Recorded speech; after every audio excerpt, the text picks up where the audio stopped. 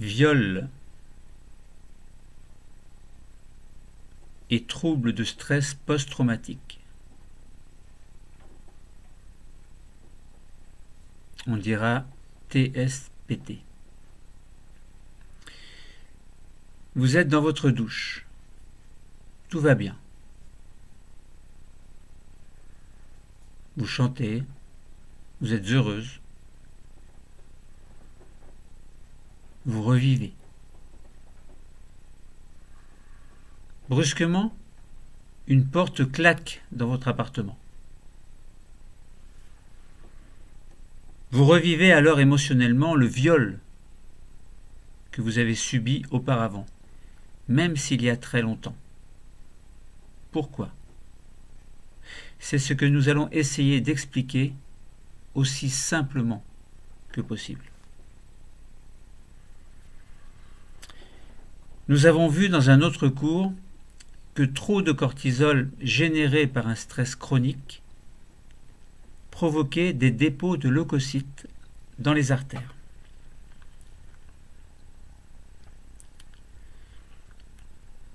Ce qui évidemment tendait à les boucher. Si par exemple une artère coronaire est obstruée, vous vous souvenez que les artères coronaires irriguent le cœur lui-même, puisque le cœur aussi a besoin de fonctionner, il a besoin de nutriments et de dioxygène également. Donc si par exemple une artère coronaire est obstruée, cela peut provoquer un infarctus du myocarde.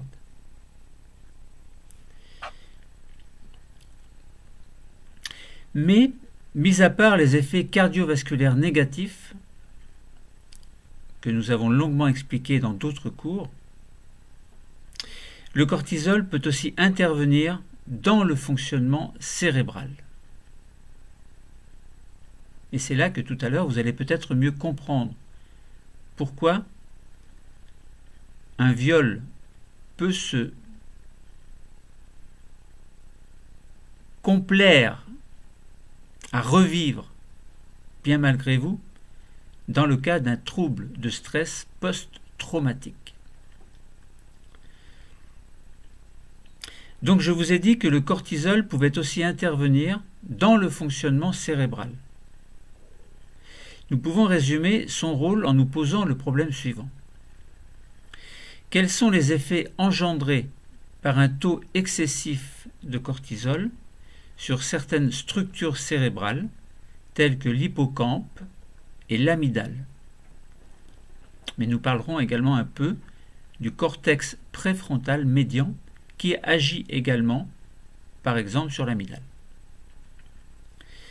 Et qu'en est-il d'un trouble de stress post-traumatique, ou trouble de stress post-traumatique? Donc là, on est bien dans le cas d'un stress chronique, mais un peu spécial, puisqu'il est dû à un traumatisme. Donc je vous disais que je vous posais la question, qu'en est-il d'un trouble de stress post-traumatique, tel qu'un viol par exemple? Un taux excessif de cortisol persistant sur une longue période agit sur le système limbique. C'est le cas par exemple que vous allez rencontrer dans la maladie de Cushing, pour laquelle il y a une hypersécrétion de cortisol. Trop de cortisol a pour effet de diminuer le volume de l'hippocampe. Donc diminuer le volume de l'hippocampe. Et de réduire sa neurogénèse, c'est-à-dire la formation de nouveaux neurones au sein même, évidemment, de l'hippocampe. Par conséquent, l'hippocampe va diminuer son volume, donc va être moins actif. Donc on rappelle que l'hippocampe gère en partie ce que l'on appelle la mémoire contextuelle, le contexte, l'environnement. Mais pas que l'environnement, ça peut être l'environnement extérieur ou l'environnement intérieur, interne également. En revanche, l'activité des amygdales est amplifiée. ce qui est confirmé par le développement de la ramification des dendrites des neurones amygdaliens. On rappelle que l'amygdale, on dit l'amygdale, gère en partie la mémoire émotionnelle, les émotions. L'activité amplifiée de l'amygdale s'explique du fait que le cortex préfrontal médian baisse son activité et donc inhibe moins l'amygdale, dont l'activité se trouve alors suractivée. Or, comme l'amygdale gère les émotions, celle-ci se trouve surexprimée. Autrement dit, la mémoire émotionnelle est surdimensionnée et incontrôlable. Il faut insister sur le fait que lors d'un TSPT, trouble de stress post-traumatique, le cortex préfrontal médian est sous-activé, comme nous l'avons dit tout à l'heure, et comme dans une situation normale, il modère ou inhibe plus ou moins l'activité de l'amygdale, eh bien celle-ci, n'étant plus contrôlée, se trouve alors suractivée. Vu que les amygdales sont le siège des émotions et de leur mémorisation, les souvenirs émotionnels, alors, vont ressurgir de manière plus ou moins vive. Parallèlement, la mémoire contextuelle, donc le contexte, ça peut être l'environnement, les détails de l'environnement, ça peut être un son, un bruit, une odeur, un attouchement particulier. Donc, je vous disais que parallèlement, la mémoire contextuelle gérée par l'hippocampe est perturbée et globalement diminuée. On constate toutefois qu'il y a une hypermnésie, c'est-à-dire un souvenir exceptionnel, pour certains détails surmémorisés de l'événement à l'origine du traumatisme. Donc ça peut être un son, une odeur, n'importe quoi de l'environnement. Alors que le reste du contexte semble être de moindre importance, comme si ce seul détail qui vous revient au niveau de vos organes des sens prenait de l'importance et suffisait à lui tout seul à faire revivre l'événement traumatisant. Autrement dit, et suite à un événement traumatisant, sur le long terme, un détail réellement perçu dans l'environnement ravive ce même souvenir contextuel, ravivé par l'hippocampe, et cela suffit à réactiver dans l'amygdale le souvenir émotionnel qui, lui, reste surdimensionné alors que l'événement n'existe plus.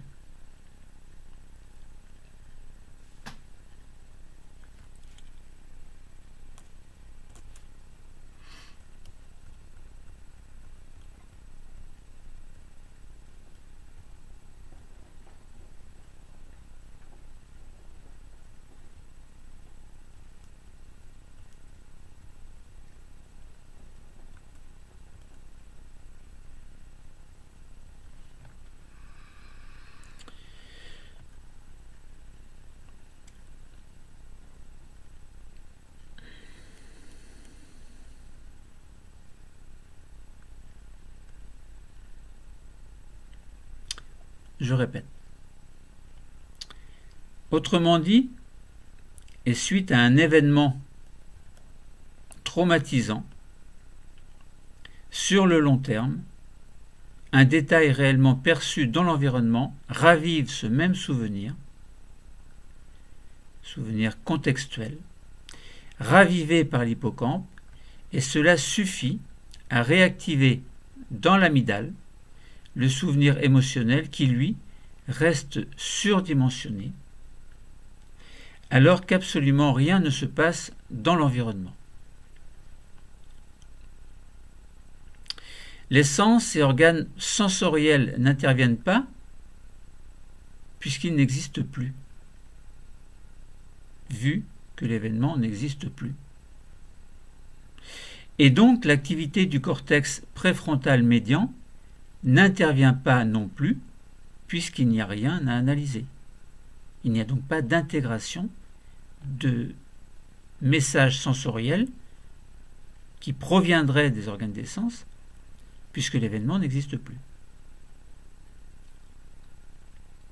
Donc ce cortex préfrontal médian se trouve de ce fait sous-activé puisqu'il ne fonctionne pas, puisqu'il n'y a rien à analyser.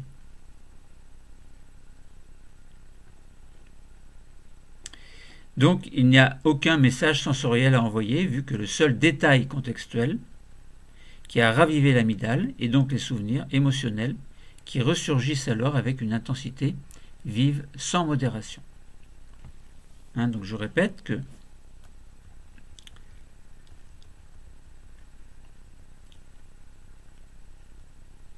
les sens et organes sensoriels n'interviennent pas puisqu'ils n'existent plus, vu que l'événement n'existe plus, et donc que l'activité du cortex préfrontal médian n'intervient pas non plus, puisqu'il n'y a rien à analyser.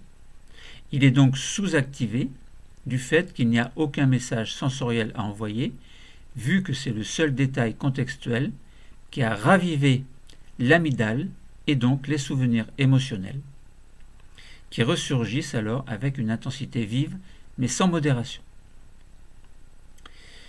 Donc, pour prendre un premier exemple, c'est un peu comme si vous marchiez dans la rue et que brusquement vous vivez émotionnellement un événement traumatisant qui n'existe pas. Ou plutôt qui n'existe plus. Pourquoi ? Parce que seul un détail vous a interpellé. C'est un souvenir d'une mémoire contextuelle générée par l'hippocampe qui s'est fait le jour de l'événement, mais qui n'existe plus aujourd'hui, qui est censé ne plus exister aujourd'hui, mais qui se trouve ravivé. Donc détail qui, le jour de l'événement réel, avait pris une place importante dans cette tragédie, mais qui ici joue le rôle de déclencheur d'une mémoire émotionnelle qui se réveille sans que vous puissiez l'empêcher. C'est là le souvenir d'une mémoire émotionnelle générée par l'amygdale. Un autre exemple, deuxième exemple, vous êtes dans votre douche, tout va bien, vous chantez, vous êtes heureuse. Enfin, vous avez, et vous le pensez, oublié le drame. Brusquement, une porte claque dans votre appartement. Vous revivez alors émotionnellement le viol que vous avez subi auparavant, même s'il y a très longtemps. Pourquoi ? Parce que le jour du viol, la porte des douches avait claqué avant que le monstre abuse de vous. Cette porte qui a claqué, et qui est le souvenir d'une mémoire contextuelle générée par l'hippocampe, a ravivé ces souvenirs surdimensionnés indélébiles. Donc, ces souvenirs exacerbés d'une mémoire émotionnelle générée par l'amygdale.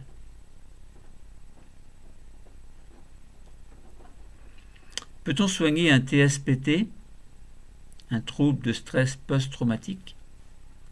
Bien, ce sera l'objet d'un autre cours. Mais là, vous avez compris que lorsque l'on a posé le problème tout à l'heure, quels sont les effets engendrés par un taux excessif de cortisol sur certaines structures cérébrales telles que l'hippocampe et l'amygdale, et qu'en est-il du trouble post-traumatique tel qu'un viol ? Eh bien, vous avez compris que c'est le cortisol en fait, qui reste à un taux élevé et qui va agir sur l'hippocampe et sur l'amygdale pour faire en sorte que un détail qui vous revient à l'esprit peut générer en vous un souvenir émotionnel particulièrement douloureux qui va faire que très longtemps, toute votre vie, sans trouver de solution pour guérir, eh bien, va vous pourrir la vie. Alors, il existe des méthodes pour calmer un peu, pour raisonner un peu ces sensations émotionnelles très vives qui ressurgissent régulièrement. Mais je n'en parlerai pas dans ce cours.